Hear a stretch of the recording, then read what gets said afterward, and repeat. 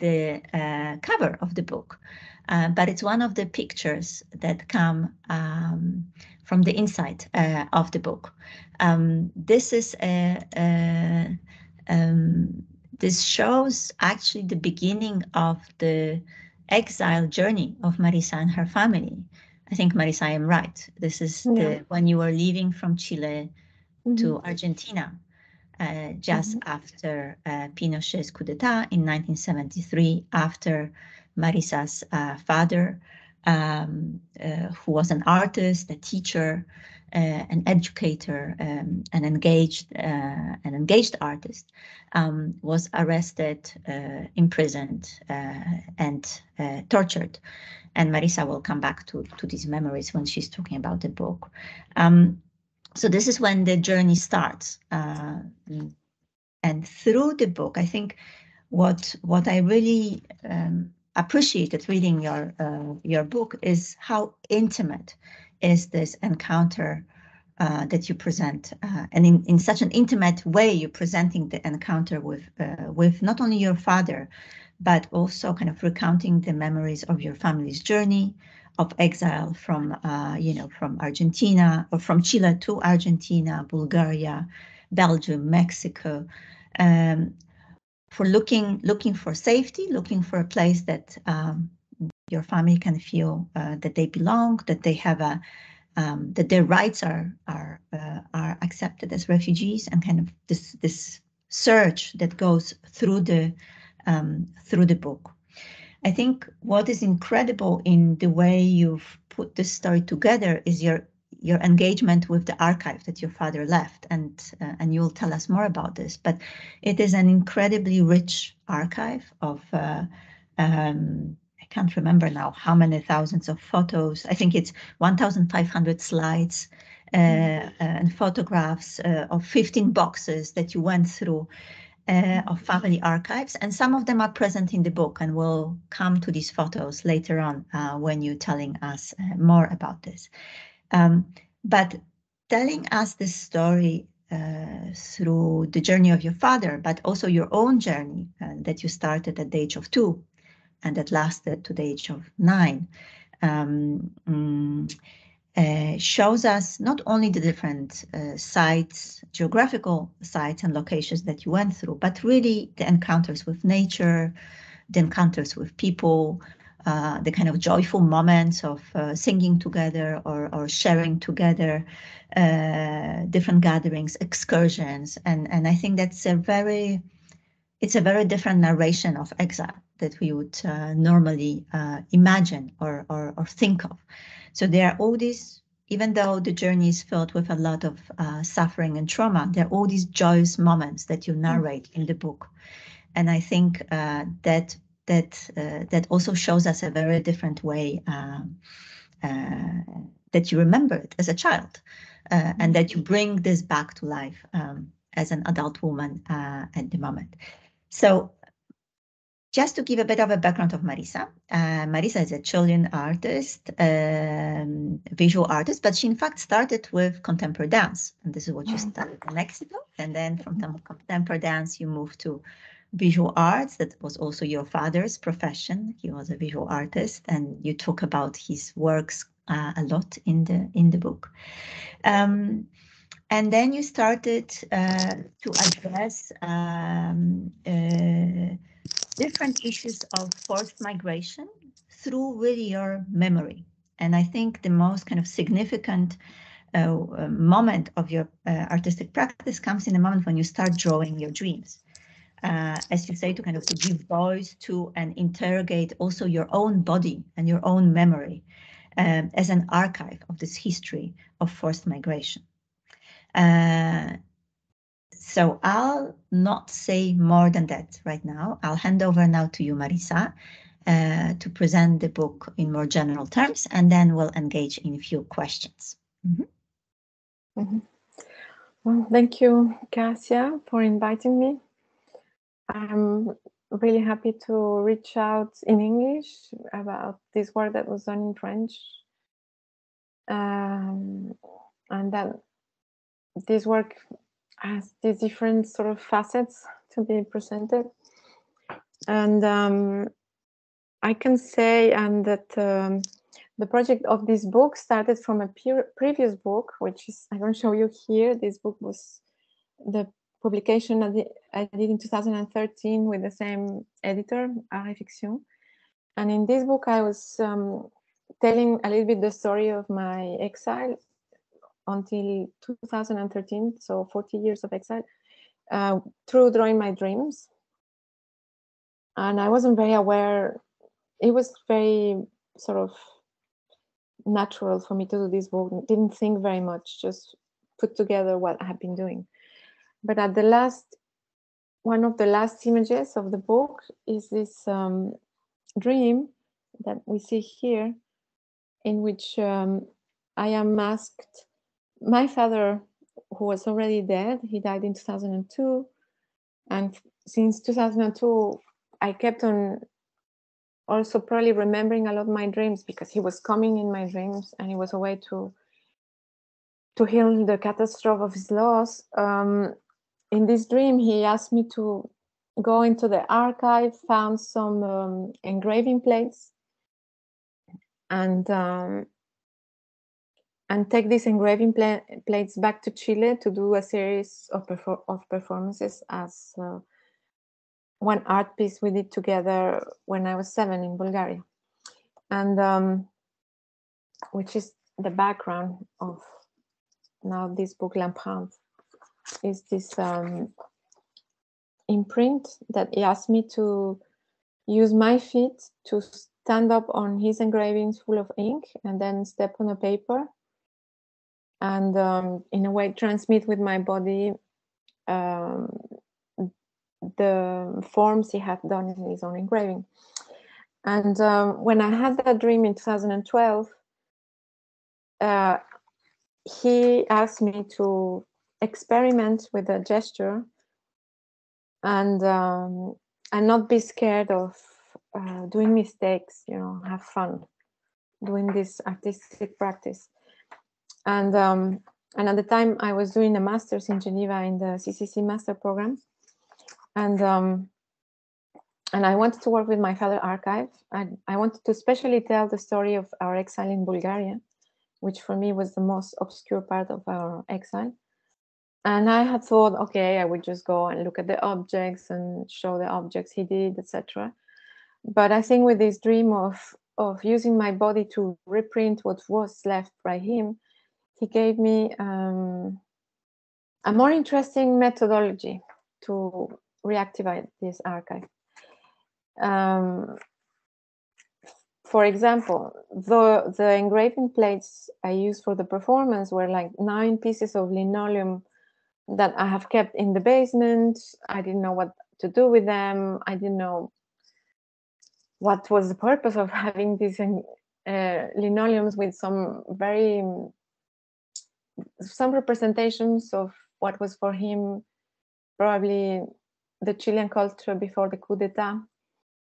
And it's an iconography that belongs to popular art and the left, and is very sort of, in a way, pamphlétaire. And but by using the dream, these engravings became something different, became his memory that I could reuse to work with that, but to create a new layer of memory, which was the memory from now. And that's something I think that is has been super positive for me to do this book, because it could have been a book about the past, about what happened only. It was like this, it was like that, trying to recount in a chronological way a journey, but which is the journey of the coup d'etat in Chile, that is an historical event that has been narrated in several times by many artists and philosophers, historians, filmmakers, etc. But I thought that, and in a way, this is something also that belongs to my generation, that I needed to put in contact that history with how it was affecting me in my daily life today. and how that has shaped my present moment. And so when we started this book, it was the first chapter of my thesis, in which I was trying to do a very fragile biography of Eugenio Cornejo, my father. He had been dead by then for more than 10 years. And it proved to be very difficult to do his biography, even if he was my father. Like, I had very little historical elements. Everything was trying to coming a little bit from the archive.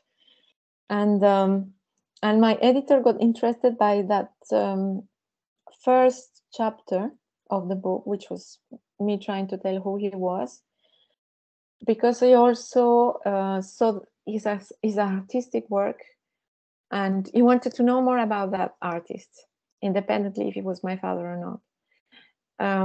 So I started to nourish in a chronological way what were my memories of him, what he has done. But then I realized that I have been doing also some schizoanalysis with a friend of mine who is from the generation of my father, Miguel Norambuena, who lives in Geneva. And the schizoanalysis, it was a technique that Guattari invented in the 70s, in which he puts, in a way, the work of the psychoanalyst, meaning a patient that has a need to narrate what has been affecting him, but to open it to have also a practice in the present of the patient. So with Miguel Norambuena, we have been meeting also for 2 years. Every time we met, he made me a few questions, or what I was dreaming, or how I was feeling that day, and I will start to talk, and then memories will start to take me back to my father. And I transcribed those conversations.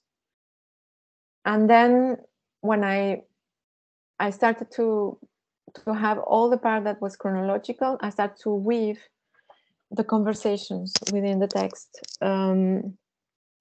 to link how these fragile situations that were even difficult to be narrated by memory or archives could be narrated by dreams or other things that I needed to tell now in Geneva.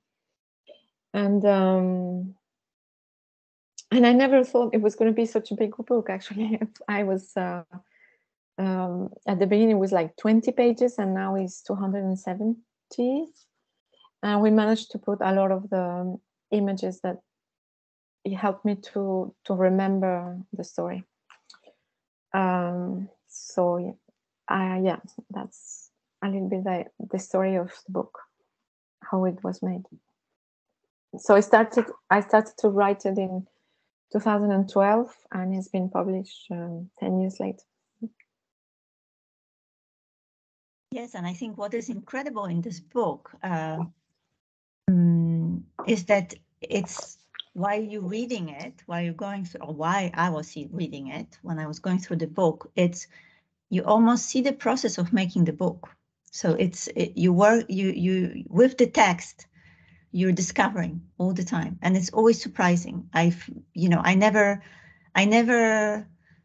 was always surprised by every chapter, and the chapters are short, right? So for example, the chapter on one question, it is only 5 pages, right? These are very short chapters. So you go from one question, and then you talk about this little story about the communist family, and then you go back to the story of your mother, but also of your father. So it's interwoven in a beautiful way. And I think the fact that the book starts with the quotation from Walter Benjamin, who says, "Articulating historically the past doesn't mean knowing it the way it was, but rather it means mastering this memory or souvenir." He talks about the souvenir, so the thing that you remember, how it appears in the instant now. So it's exactly what I think you were trying to do, and And it happens, I think it happened to you as a writer, but also it happens to us as at least to me as a reader, as a reader of your text. But I wanted to go back to the title of the book. So we see it here on the screen in French, L'Imprint, which is the imprint. So can you tell us a little bit of the title? You already started telling us the story of the prints that you were doing with your body, and you have some incredible sort of installation, bodily installation, performative work that you've done with your body, with your feet, but also with your whole body, where you're printing these images on the streets in Sofia, in Bulgaria, for example. Extremely powerful work. One of your probably most powerful creative works that really make us think about exile in a very bodily experience. So tell us more about, I want to know about the title more. Why did you decide for this title? Because I think the Spanish title was different one, right? Huella. La Huella. La Huella. Yeah, at the beginning it became very easy for me. My father was dead and I had to invent titles for his work. I couldn't ask him what was the title of for example, these objects. So when the person of the archive has disappeared, I just thought La Huella, L'Imprint.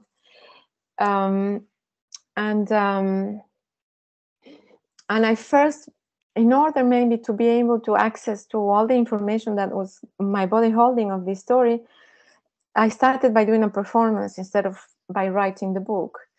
The performance was inspired, as I said before, by the dream. The dream told me, go back to places of memory in Chile and start to reprint with your body.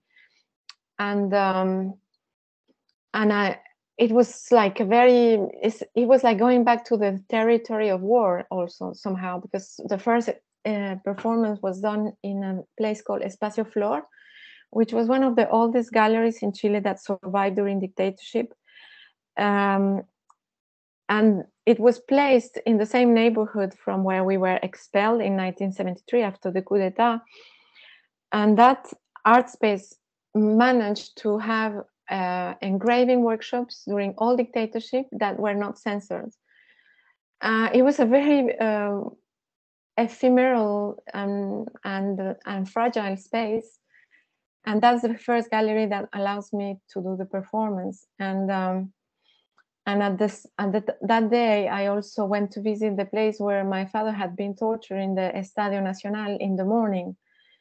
And that first day, for the first time, I can hear another survivor telling his testimony in the torture chamber called El Caracol. And when I met him, for the first time, I have the possibility to ask a survivor of torture of the same place what was torture, and he tells me, looking at my eyes, we were very thirsty because they were being tortured with electricity, so they couldn't drink water. They could die if they had water after torture. And we were naked or in our underwear. That's the only thing he said, Hugo Valenzuela, to me. And so I heard that in the morning, and in the afternoon, I am trying to reprint the engravings as my father said to me. And I'm trying to put exactly the same image of the engraving plate into the paper. But what happens when you do twice with the same part of your body, the imprint gets deleted with more ink. So the imprint starts to become black instead of with all the little figures of the engraving. So I then thought, oh, this is failing. I started to use another part of my leg to sort of really transmit the first image. And then I used the other leg, the public was, my mother said, she was present that day, she said, you brought back all the Communist Party from Ñuñoa, from our neighborhood. And that was also very unexpected, but the people that came to see my performance were people that had belonged to the Communist Party in that neighborhood.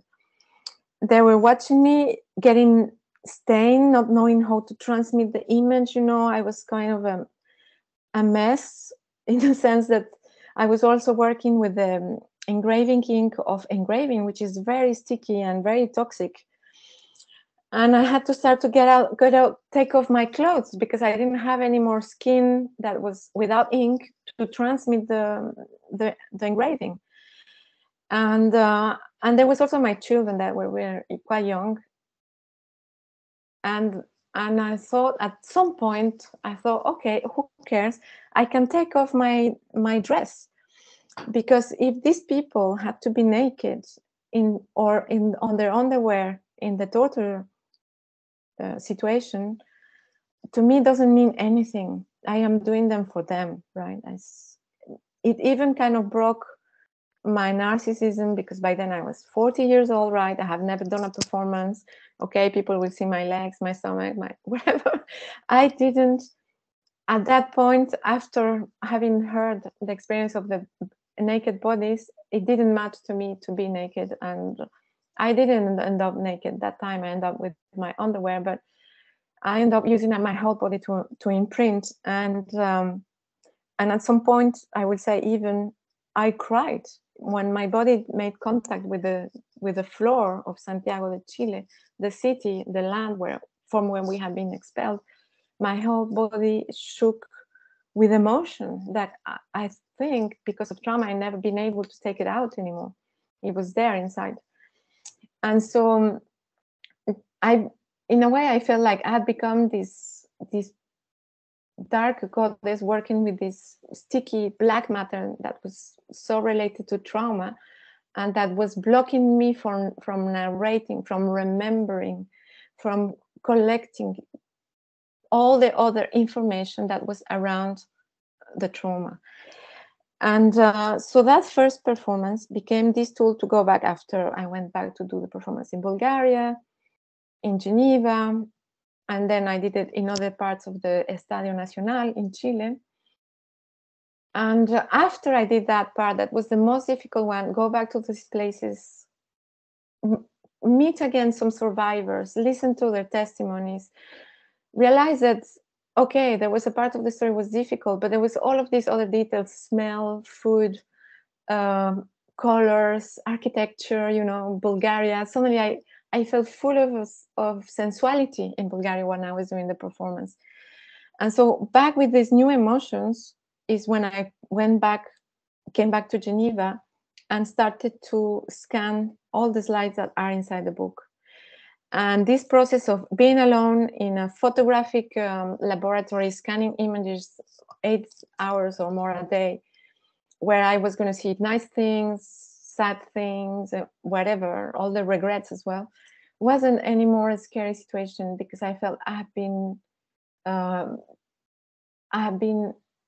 in a way freed from the fear of going back to the archive. And that's why I thought L'Imprint, it was the real title, because it was this layer of ink, or pain, or of trauma, that was the barrier to start to tell the story. Yes, very. I think that comes through the book also in a very powerful way, especially the photos that you show at the end of the book. There is a whole collection. So there's a lot of text, as you said, many pages of text, that I was also surprised. I was actually sharing it with some of the artists who know you, and they said, there's so much text, What did Marisa do? She's a visual artist. But then we come to the images, and they are really incredible. They are colorful. They are also, I think, the way you are scanning them, they also bring a certain, the colors bring also certain narrations of these moments that you remembered, but also that you're living them in the present. I think that's an incredible image of all the slides that you've scanned. So, but I wanted to also go back to the second part of the title, which talks about the state terrorism. So, what is the meaning of state terrorism for you, and how is it central to the book? It was a concept that shared with me someone called José Miguel Guzmán, who is a social worker in Chile, who worked during all dictatorship and until now, to help families of victims to de-traumatize them in a way. And when I was doing the performance L'Empreinte in El Estadio Nacional, which was a huge concentration camp that gathered more than 5,000 people just after the coup d'etat, and I was there back, my father was dead, you know, what I'm doing here. He brought me a book that was precisely using the term state terrorism. And I was like, wow, this is something useful, because somehow what the terms means is that the state had a systematic way to injecting terror in the citizens of Chile at that time. And this is a phenomenon that happened during the Dirty Wars, also in Argentina, in Uruguay, in Brazil, in Guatemala. And it was a term used by psychologists that were trying to deal with the victims of all of these dictatorships. In a way, is when individuals have a systematic apparatus that keeps them first in terror, in a state of shock. We also use that. There's a term also that I use in the book, the state of shock that, for example, my parents received and lived after the coup d'etat, is people that cannot function very well, cannot eat, cannot take care of their own kids, cannot think about their own needs neither. And in a way, the Chilean state gets transformed into that in few hours. The coup d'etat start like 10 a.m. and by 2 p.m. People cannot anymore communicate with each other. Radios are destroyed. Newspapers taken over from the people that were working on them.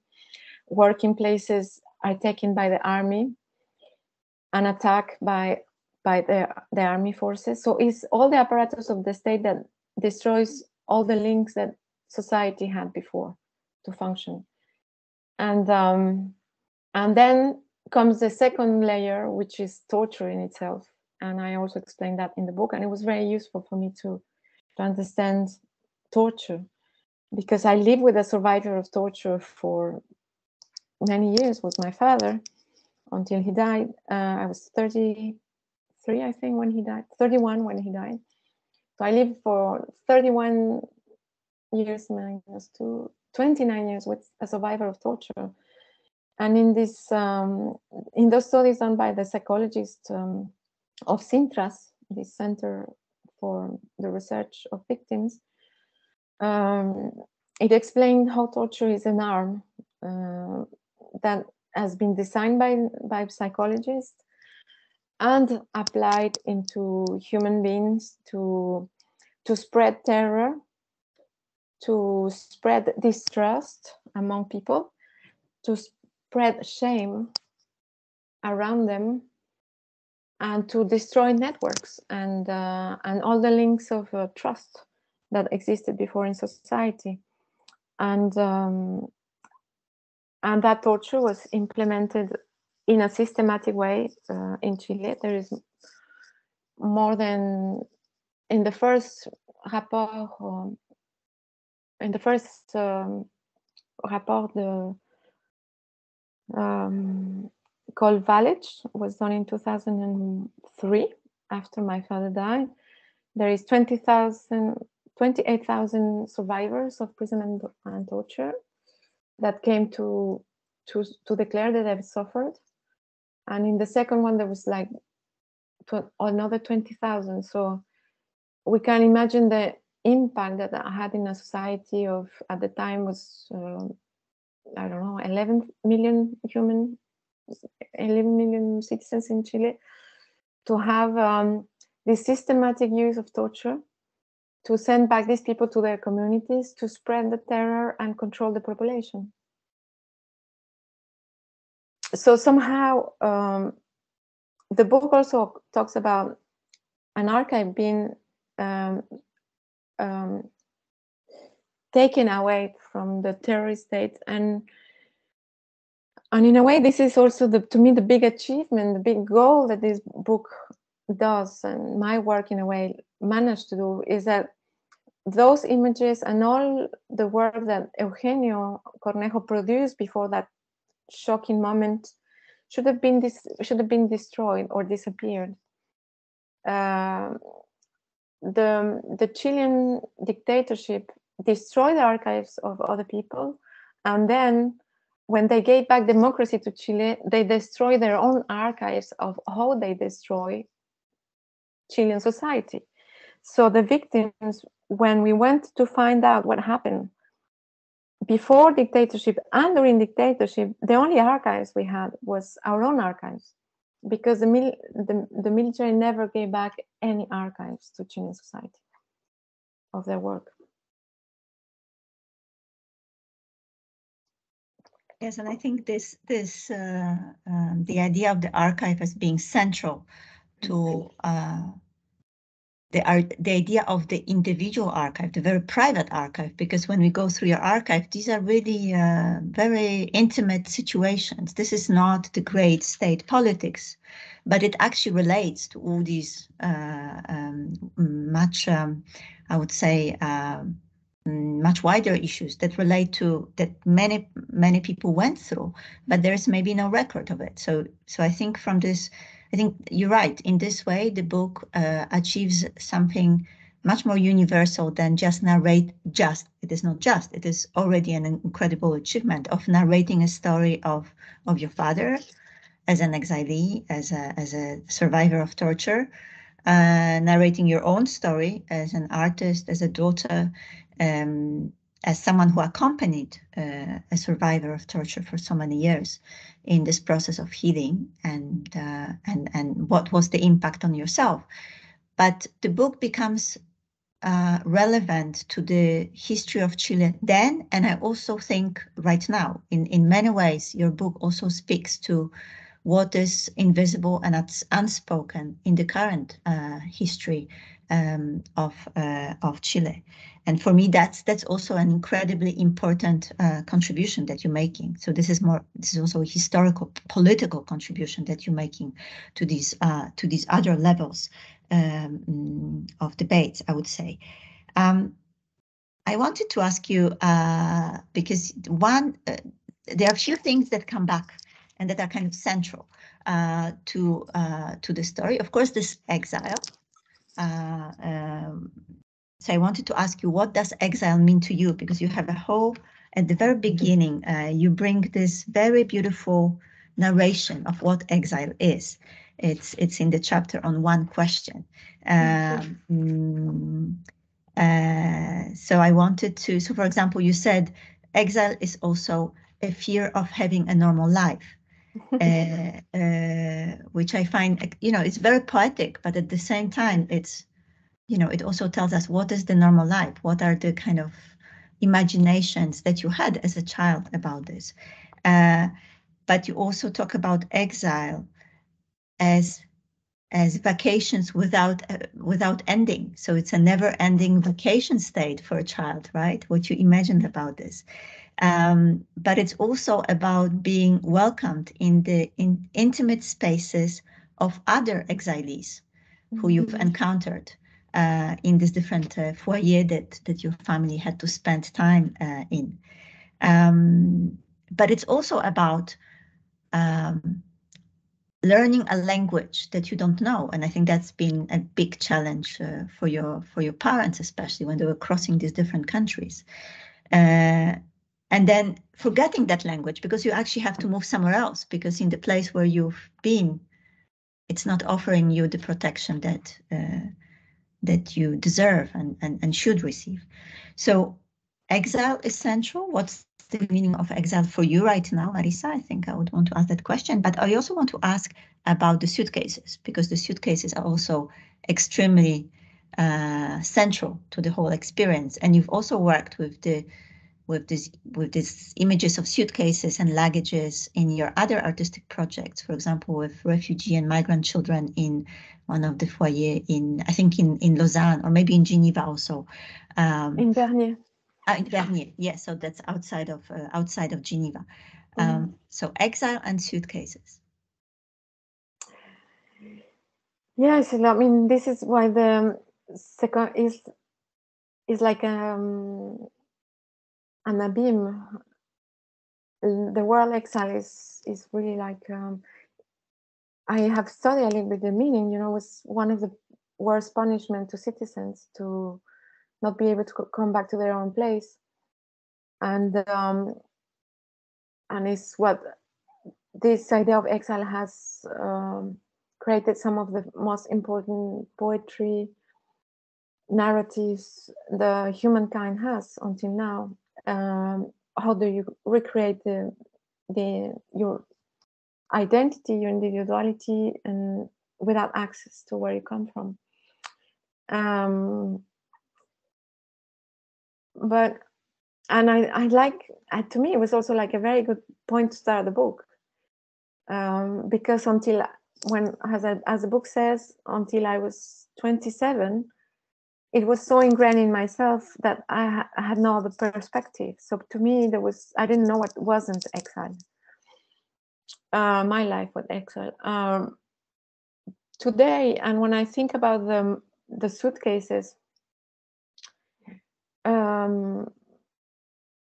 maybe I start to talk about the suitcases. But when I work with the children in L'Etat, which is a place where they are exiles arriving to Geneva from Eritrea, from Somalia, families that are waiting to have or not the permission to stay in Geneva, living in buildings that are really not exactly in good conditions. And they have to be always thinking that they might have to leave. And this happened to also many exiles from Chile. Was this feeling that you always have to be ready to leave, that you always have to be prepared to put everything in a suitcase.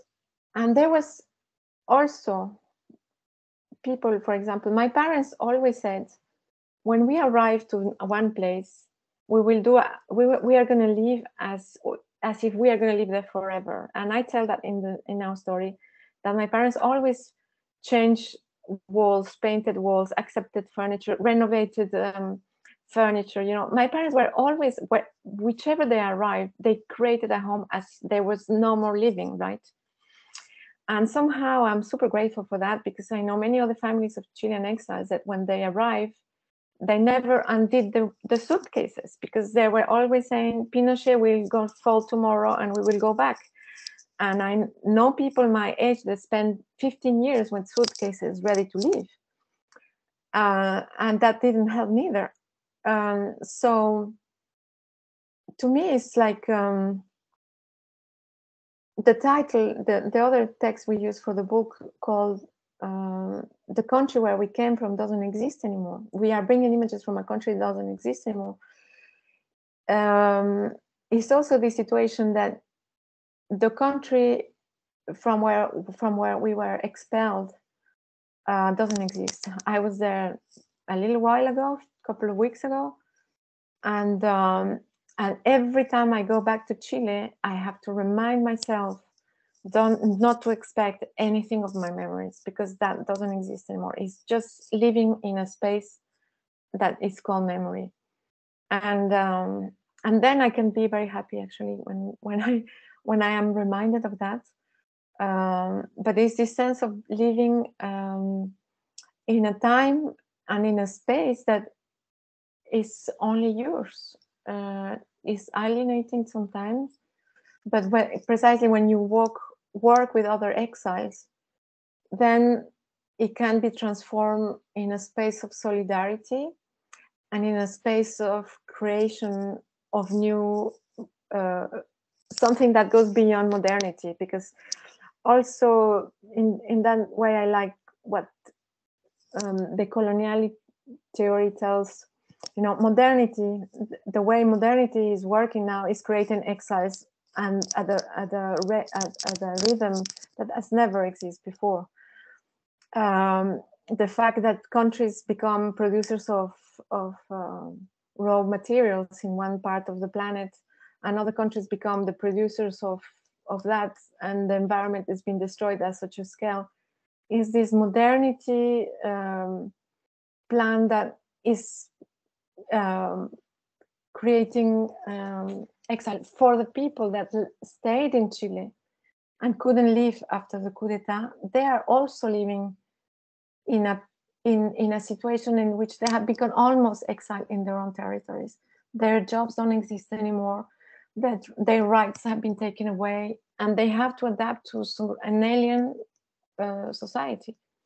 And that was what dictatorship imposed in Chile, applying extreme neoliberal policies. So the solution of exile is to look towards transmodernity. Is what do you create with the exiles today?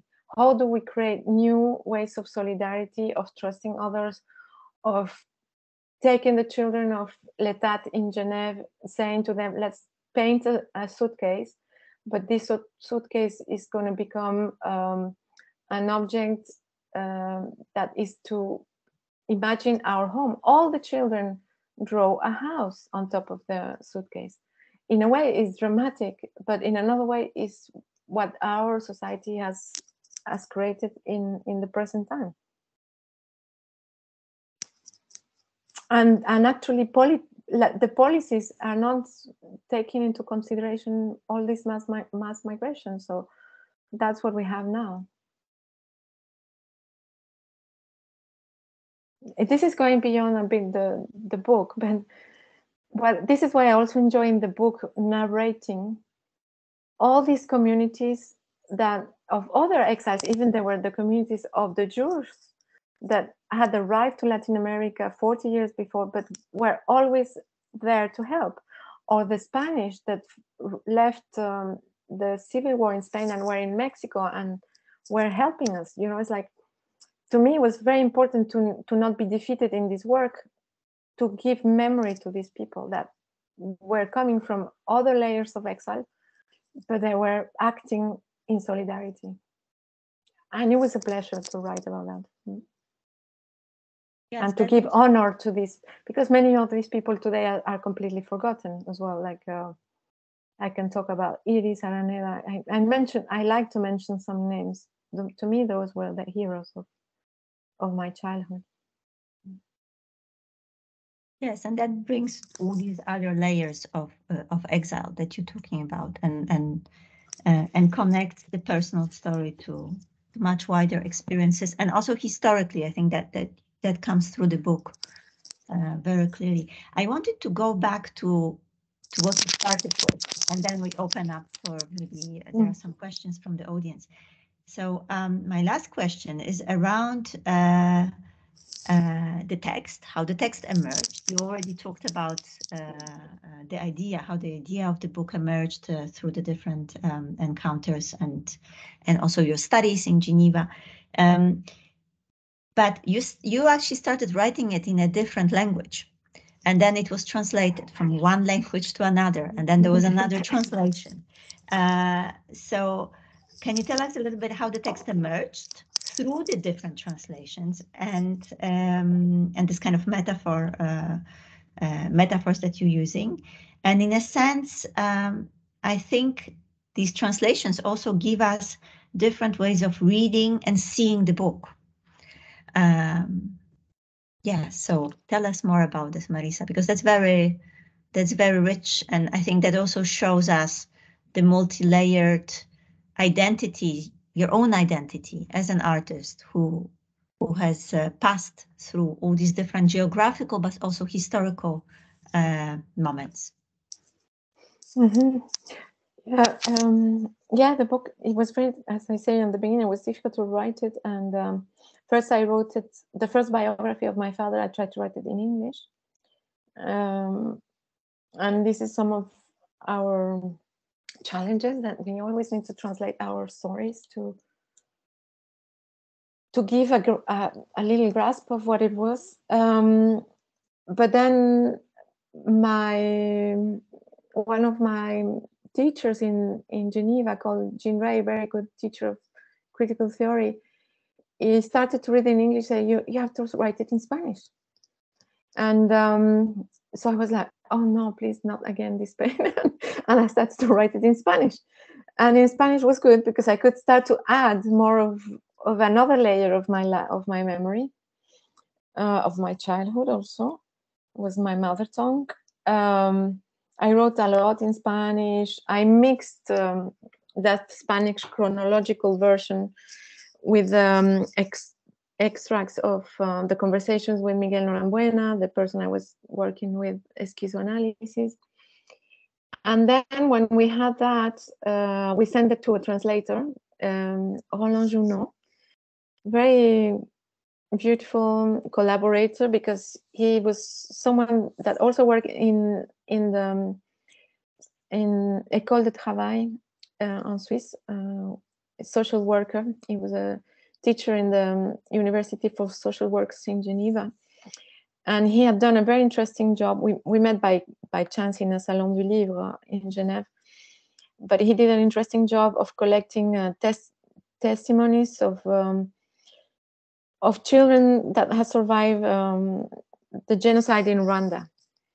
And I thought he could be a good translator, not because he was the best translator Spanish, French, but because he had done similar work. And when I was working with Roland Junot, it was almost like a performative action to translate with him, because my Spanish wasn't amazing neither. His translation from Spanish to French wasn't sometimes. So sometimes I have to reenact situations to transmit. I had to do performances to him to be able to transmit all the emotion, all the feeling that was behind my words. And that, I guess, he enriched somehow the French version. Then that French version, we received it last year, me and my editor, Stéphane Fretz. And Stéphane Fretz is also the editor of the previous book. And he was a very patient editor, because we started to review all the translation. Then we realized we needed to add paragraphs. We needed to call my mother again. We needed to call my aunt again. We even met my mother once last year in Latin America, because we needed more information about my father before they met and how they met. I love that part. That part was very healing, because my parents separated. And it was like a very beautiful reparation to meet my mother so many years after, and she remembering beautiful things about her and my father together. And so we transcribe all of that, and then I will say we have all the 3 excellent correctors of French, because French is not easy. And then when we had the text ready, we started to think how we will include the images, and we took a few decisions. For example, during the text, it's only my father's work that we can see, is plastic work, because it was the way he could have talked to us about what he was going through. And at the end are the slides, but the slides are a way of sharing more his way of seeing the world towards a better future.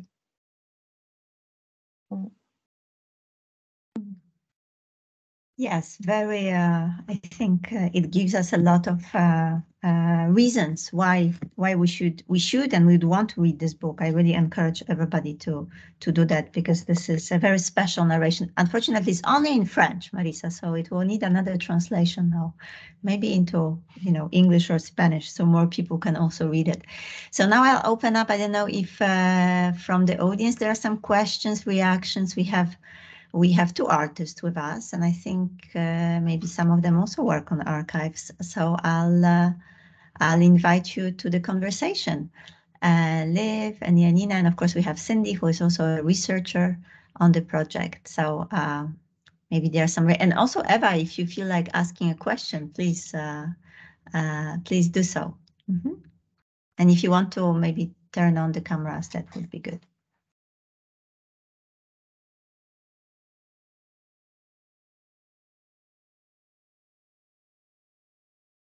Hi, Liv. Yeah. Did you have to unmute yourself, I think? Yeah. Hi.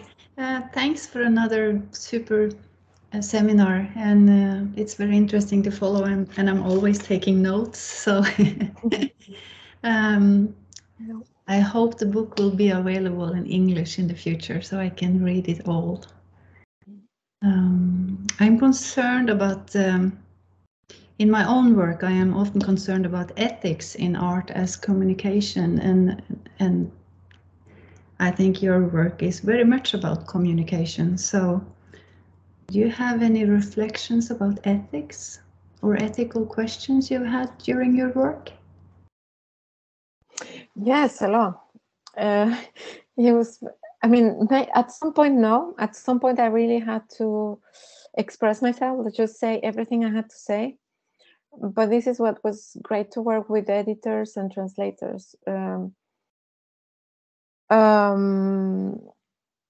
It was like almost like a therapeutical experience to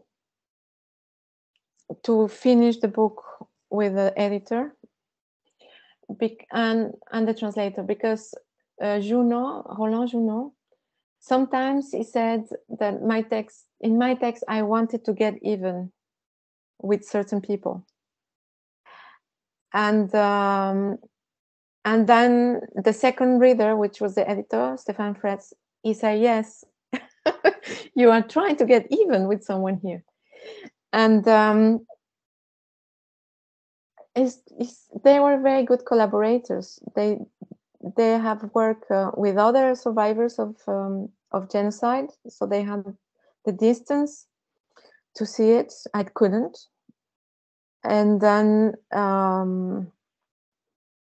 will say they also are very close to like texts that are like the Bible or the texts that talk about divine justice, and I think the structures of these other narrations help us to find the right tone, to not get even, but really to transmit what Eugenio and the life of Eugenio needs to transmit to us, and not me do the judgment of who was good and who was bad, but really put Eugenio in the center of the story and what he will wish us to hear, in a way. So that it was great to have these two people helping. Yeah.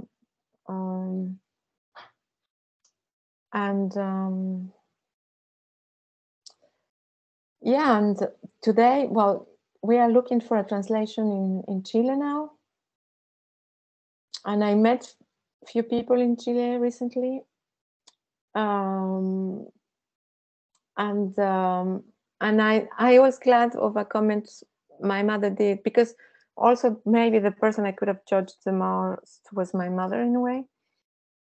And so and my children, I was worried about my children and my mother, to re-traumatize other people. And but I was very touched, because my mother, when she saw the book, she said, she got very emotional, and she said, this is a very humanistic project. She said, I like the humanistic approach of this book, because it's not pamphletarian. It's not talking about who was right and who was wrong. It's really transmitting something about the humanity of this character and the humanity we were trying to preserve within these terrible conditions. Yeah. So it was a collective work. It's not my work only. It's good to have allies and collaborators.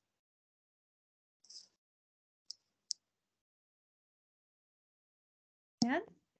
I don't know, Cindy and Nina, do you have some comments, or Liv also, if you have another one, just go ahead. You know, this is an open space now, so there is no, we are a very small group, so we can have very direct conversation.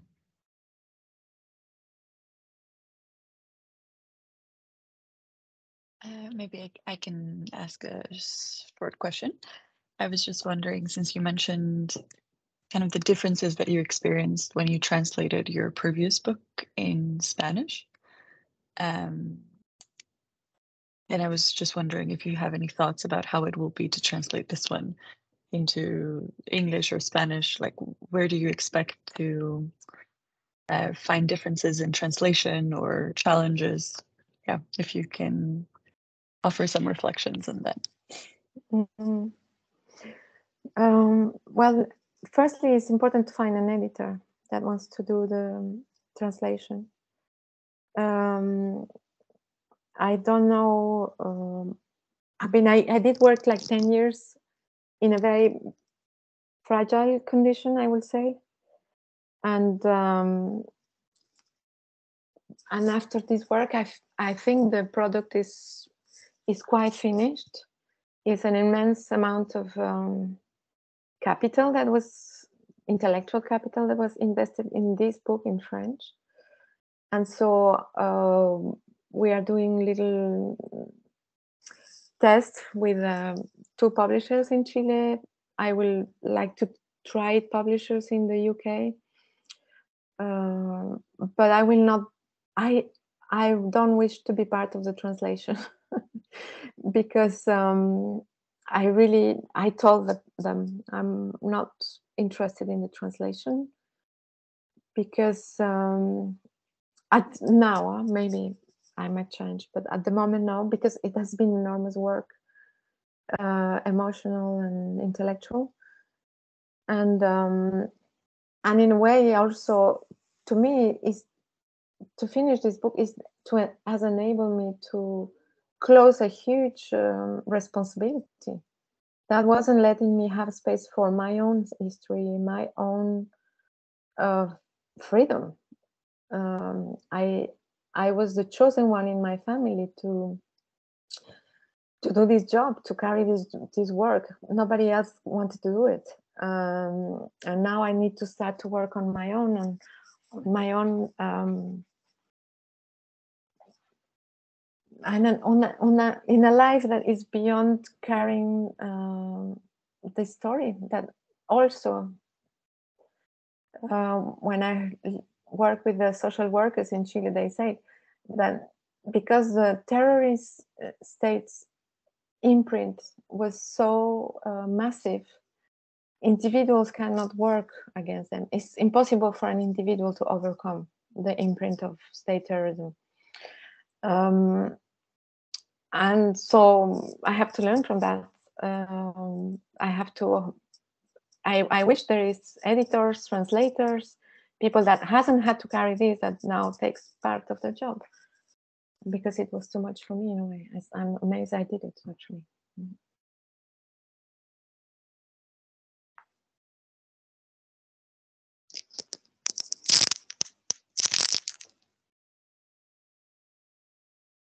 Yeah, I can maybe just, I don't know whether I have a question or just a reflection or asking you to explore further. There was so much interesting material, and I wish I could read French.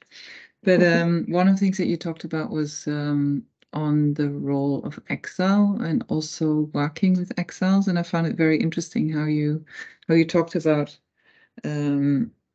this opportunity or space to create something new.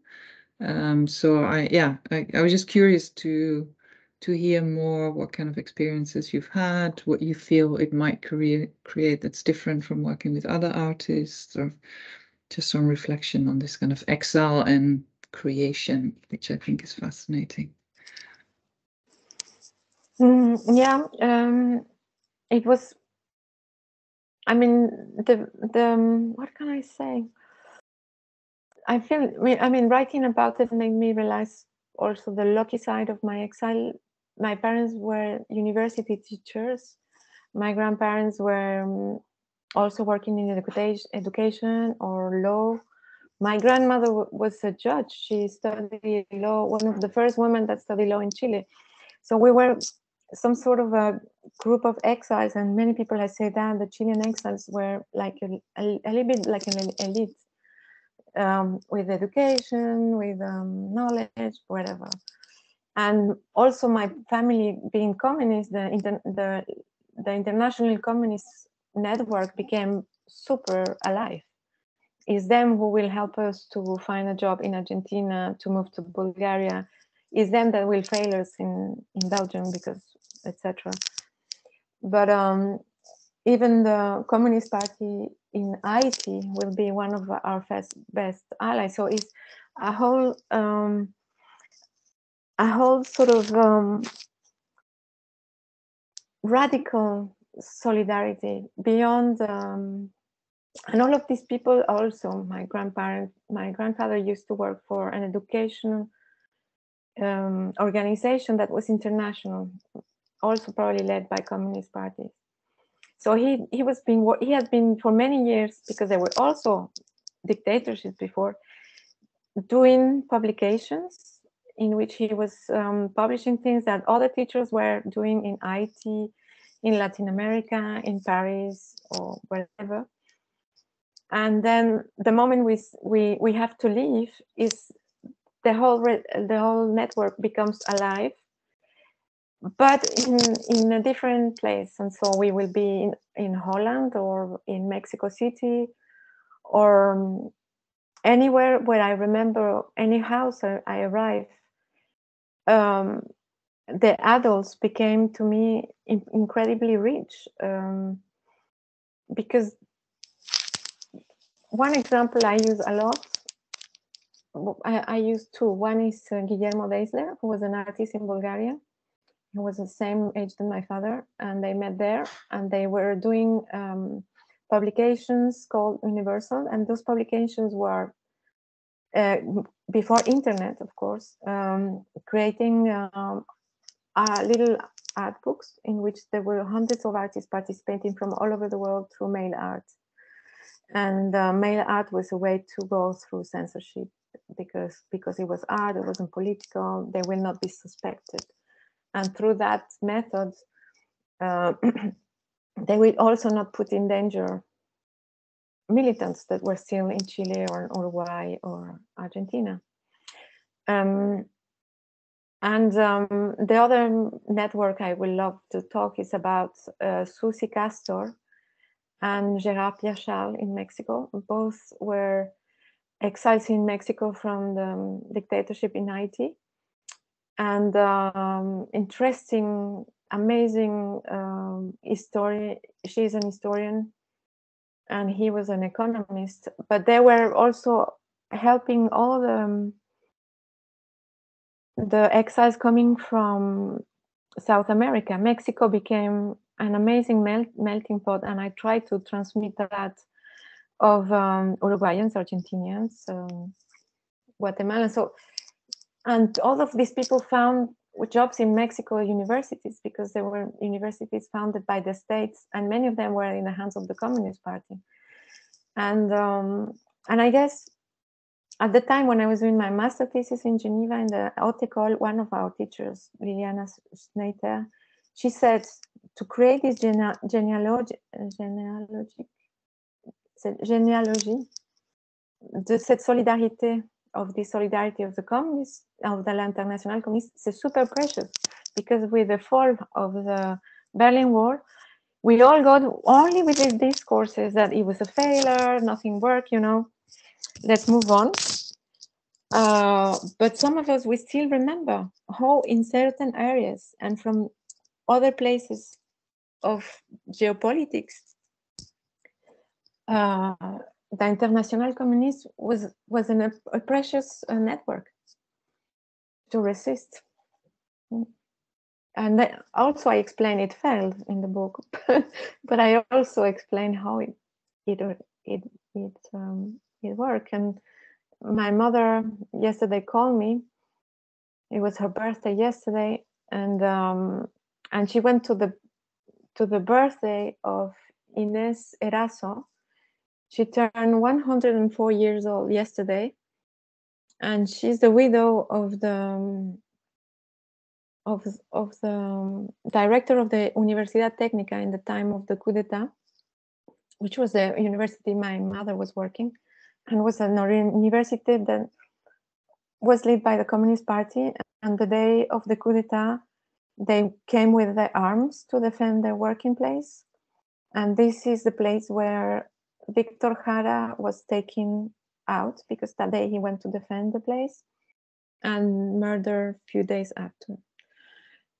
And I was talking about Inés Erazo. She's 104. She's still alive now in Chile.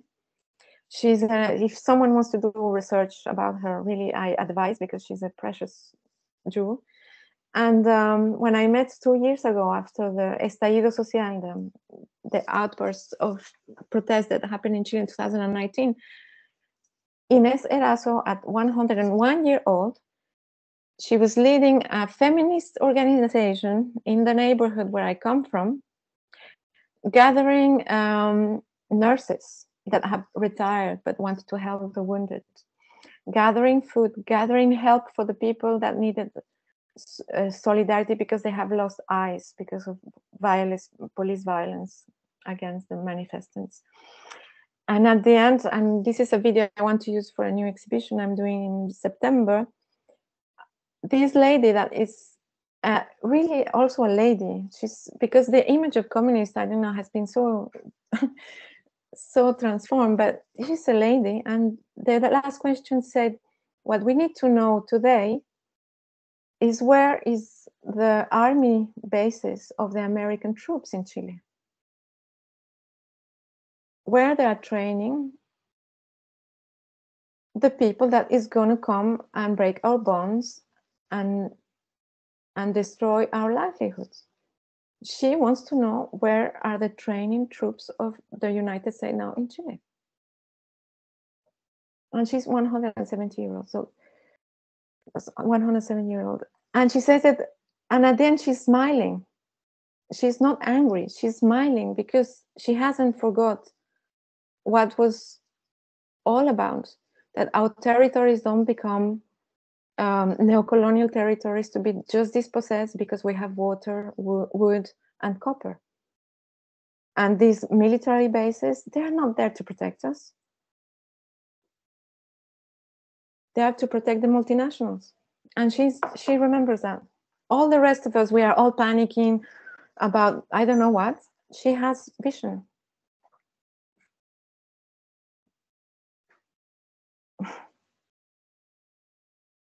Yes, so it's to be continued. And all of this having cake and tea, right? It's people that is working in peace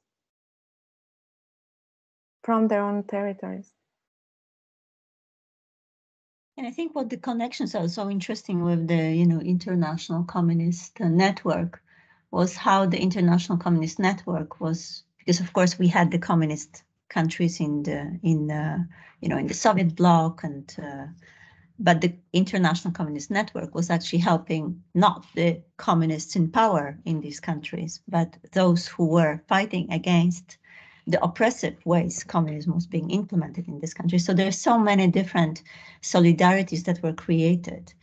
And, I remember meeting Cuban artists who were telling me how they were supporting Solidarność artists in Poland during the 70s. And I think this is, this is yet another contradiction that I think maybe in your book doesn't come out as that's not the theme of your book, but you do talk about the solidarities, which I think we have to also interpret beyond just the simple, thinking about the communists as if all the communists are the same and they all agree on how a communism should work. So there is, yes, there is. I think a lot of different types of solidarities emerge in that. All right, so I think we're coming to an end of this very intimate book presentation, Marisa. But I hope we can share it with many different people. I know there were some people who couldn't come and they were asking if they can listen to it. So That's at least the first attempt to also have an English version of not the book, because of course it's not the version of the book, but there is it's a talk about the book. So we'll continue these conversations, and thank you so much. Thank you for sharing also very intimate stories. I think you're extremely courageous in doing that, both in the book and in the conversation today. And thank you to Liv and to Cindy and to Eva, of course, and to Janina I don't see, but I'm also thanking her for her presence. And Eva, do we have information now for the next seminar? So the next seminar, we know it will be with Juan Sharifi here in Oslo, and it will either be on the 27th or the 28th of February, and that is to be confirmed. But what we do know for certain is that on the 6th of March, we will be having a seminar here at PRIO with Khalid Shatta, a visual artist from Sudan. And then on the 7th of June, we will be having an online seminar with an Afghan Canadian artist, Hangama Amiri. So that is something to save the date for, but more information will come. Excellent. So hopefully see some of you in person in February. February and March, because both will be in person. Exactly. So Liv, maybe we'll get to meet finally, because I will come for the 6th of March. I will be there. So yes, I know. It's been like a year and a half now. Okay, great. Thank you so much. And Marisa, thank you so much. And I will, well, the story of the book continues, but what I'm really looking forward to is also the story after the book. So we'll look to that. Thank you. Thank you to you. Thank you. I really enjoyed it too. It helped me to understand more. Thank you. It's always in dialogue that we understand what we're doing. Exactly. Yeah, and I felt the trust, and it's wonderful. Thank you. Thank you. Thank you. Okay. Thank Bye. you for Thank you, coming. Eva, for all the help also. Bye bye. Okay. Thank you.